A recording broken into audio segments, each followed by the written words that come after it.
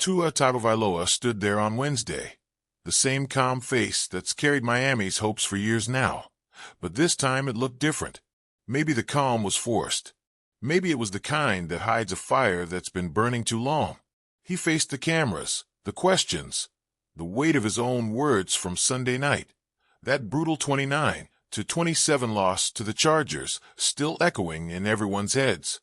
He said it plain. I made a mistake, and I'm owning it now. Just like that. No sugarcoating. No media polish.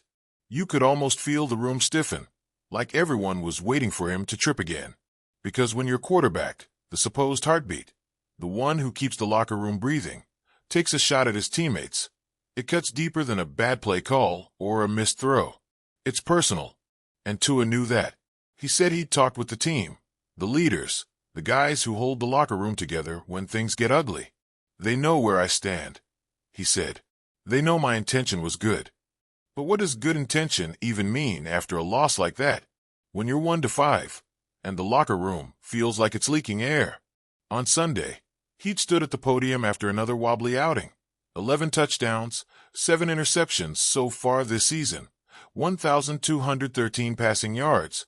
Numbers that look fine until you watch the film and see the hesitation, the missed reads, the moments that make you wonder if he still trusts what he sees. Someone asked him how the team plans to respond to this start, and his answer wasn't the usual quarterback cliché. It wasn't "we'll keep grinding," or "we believe in each other." No, he went somewhere else. It starts with leadership, Tua said, eyes sharp, tone cold. It starts with making clear what we expect from one another. We need to ask ourselves, are we getting what we expect out there, or not? That was it, the spark that lit the fuse. Because those words, they weren't just about leadership. They were about effort, about commitment, about what happens when players tune out in meetings or stop holding each other accountable. He was pointing fingers, even if he didn't mean to, and everybody in that locker room heard it loud and clear. And you could tell he regretted it the second the adrenaline faded. By Wednesday, the message had softened, reshaped by reflection and maybe a few conversations behind closed doors. He admitted he'd let his emotions spill over, said things that should have stayed within those 4 locker room walls. We talk all the time about staying focused, coming in motivated, not listening to the noise outside, Tua said, and I became part of that noise. There it was again, accountability, the word everyone loves to throw around but rarely live up to. Tua did, or at least he's trying. Mike McDaniel, who's been through enough media cycles to know when to shift the narrative, didn't waste time pointing fingers. On Monday, he called Tua's words off tone, a coach's way of saying, "You messed up, but I'm not making this worse." And by Wednesday, he'd already turned the page. The first, last, and only thing we're talking about right now is Cleveland, McDaniel told reporters. He's already talked with his teammates, in group one-on-one. We've got bigger things to handle. The kind of thing you say when you know your team's teetering, when one more spark could start a fire you can't control. Still, silence speaks too. Rasul Douglas, Patrick Paul, veterans, respected voices, didn't say a word when asked. Just a nod, a shrug. The kind of quiet that tells you there's more being felt than said. And maybe that's where this team really is right now. Suspended between frustration and belief, between wanting to prove something and wondering if they still can. Tua's apology wasn't just about words. It was about trust, about the invisible thread that holds a locker room together. You break it once, it never quite feels the same again.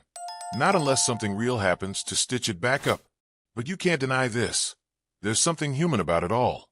About the quarterback, the golden face of the franchise, showing cracks in the middle of a season that already feels heavy. Because Tua's never been the loud, chest-thumping type. He's steady, calculated, all about routine and rhythm. So when he snaps, even a little, you know it's deeper than frustration. It's fatigue. It's disappointment. It's the kind of pain that builds from watching the same mistakes play out over and over while the clock keeps ticking. He's 27 now, not the young kid with the perfect smile and the Hawaii calm. He's in that stretch of his career where patience starts to thin. He's seen the highs. Remember that electric start 2 seasons ago?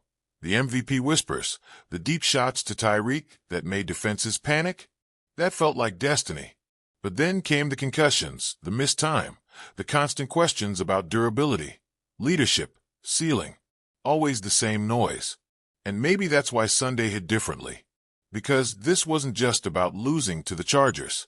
It was about watching the same flaws eat away at the same promises again. So yeah, he spoke out. Said too much. Said it wrong. But he said what plenty were already thinking. That something in this team's energy feels off, and no one's sure how to fix it. You can't lead without emotion, and Tua's emotion finally spilled. The apology, the reflection, that's the second part of leadership. The harder one. Owning your missteps. Not just the ones that happen on the field, but the ones that happen when you forget how much weight your words carry. And you can see McDaniel's hand in this too. The coach who's always tried to build a culture around openness, around human connection. He won't say it, but he probably knows this kind of honesty, messy as it looks, can light something inside a team. Because when players stop pretending everything's fine, that's when real conversations start. Still, there's tension. You can feel it. The offense hasn't looked the same. The timing feels off. The creativity that once made Miami the most feared attack in the league seems muted. Even Tyreek Hill, the man who could turn chaos into a highlight, has looked more contained lately. The O-line hasn't given Tua much time to breathe, and that internal clock, the one that used to be his secret weapon, looks scrambled. So yeah, 1,213 yards sound decent, but the Dolphins haven't found their rhythm. And without rhythm, this offense isn't itself. What's next, then? Cleveland, a team that's not going to care about Miami's drama, that's going to test every weak spot and force Tua to prove he can carry it all. The offense, the pressure, the narrative. And maybe that's exactly what he needs. Because sometimes an apology isn't just words. It's the start of something that's been buried. Maybe this is Tua waking up, realizing that leadership isn't only about keeping peace. Sometimes it's about shaking the walls. Sometimes it's about forcing everyone to feel the discomfort they've been avoiding. Will the locker room follow him again after this? That's the real question. You can patch things up in front of cameras. You can shake hands and smile. But trust is tested on 3rd and 8. When the pocket collapses. When your receivers got to make a contested catch for you. When your linemen's got to give you that half-second more. That's where the apology really plays out. And maybe this whole week, the backlash, the reflection, the noise, becomes the turning point no one saw coming. Because the Dolphins aren't a broken team. They're a frustrated one. The pieces are still there. Talent, speed, playmakers, a coach who actually understands how to use them. But frustration can eat talent alive if it's not handled. Tua's mistake might be the moment that forces everyone to look in the mirror. Maybe the apology doesn't just mend fences. Maybe it lights a fire. And you can't help but wonder, what happens now? Does this story fade like every other midseason headline? Or does it turn into something more? Tua said he let emotion take over. Maybe that's not entirely bad. Maybe emotion is exactly what's been missing. Because for all the talk about preparation, discipline, execution, football's still about heart. About feeling something so strong that it drowns out the doubt. And if this week reminded Tua who he is, if it reminded the locker room what's at stake, then maybe, just maybe, this stumble was necessary. Maybe it's not about what he said or how he said it. Maybe it's about whether those words wake the team up before it's too late. They've got Cleveland next. No time for apologies. No space for hesitation. Just a quarterback trying to prove that his voice, even when it shakes, can still lead. And maybe when the dust settles, this is the moment that pulls the Dolphins back together. Not because everything got fixed, but because someone finally stopped pretending it was fine.